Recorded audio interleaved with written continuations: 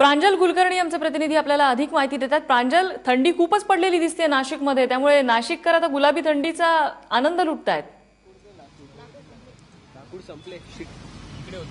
नम्रता, खरंय जे डिसेंबरमध्ये दरवर्षी नाशिककरांना थंडीची अनुभवावी लागते, ती यंदा त्यांना नोव्हेंबरमध्ये सध्या त्याचा सामना हा जोरदार करावा लागतो आहे। मागील आठवड्यात जे आहेत ते बुधवारी 10.2 10.5 एवढं हे तापमान नोंदवलं गेलं होतं, जो आज 10.5 एवढा जो आहे तो पारा येऊन पोहोचलेला आहे।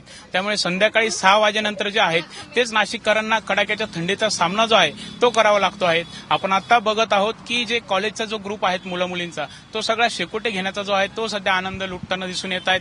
थंडी पळवण्याचा ते प्रयत्न करतायत। आपण त्यांच्याशी बोलूयात। मित्रा, काय सांगशील?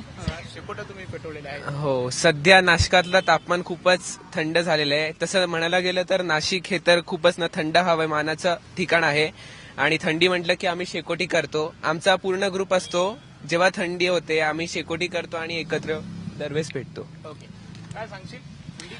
थंडी एकदम मस्त पडलेली आहे, पण यावेळेस जरा थंडी लवकरच आली। दरवेळेस नोव्हेंबर एंडिंगला वगैरे थंडी सुरू होते, त्यावेळेस नोव्हेंबरची सुरुवातच थंडीमुळे झालेली।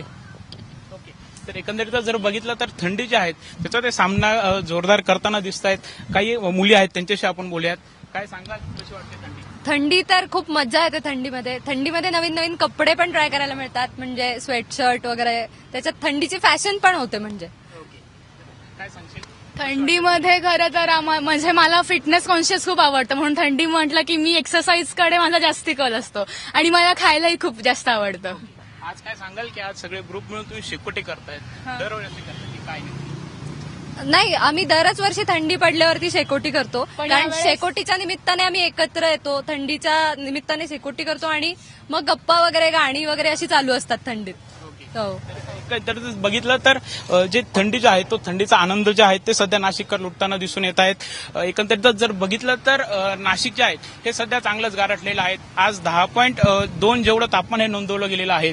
तर यापुढेही नाशिकचा पारा जो आहे तो असाच घसरेल असा अंदाज जो आहे तो हवामान खात्याकडून वर्तवण्यात आलेला आहे। त्यामुळे एकंदरीतच नाशिक जे आहेत, नाशिककर जे आहेत ते सध्या चांगलेच गारठणार हे मात्र नक्की आहे। नम्रता, नक्कीच प्रांजल, यंदा पाऊस सुद्धा चांगला झालेला आहे आणि आत्ताचं वातावरण पाहता यंदा थंडी सुद्धा चांगली पडणार, जेणेकरून रबीच्या पिकांना सुद्धा त्याचा फायदा होईल। धन्यवाद तू दिलेल्या माहितीबद्दल, आणि सर्व नागरिकांना आपण या गुलाबी थंडीच्या शुभेच्छा सुद्धा देऊया।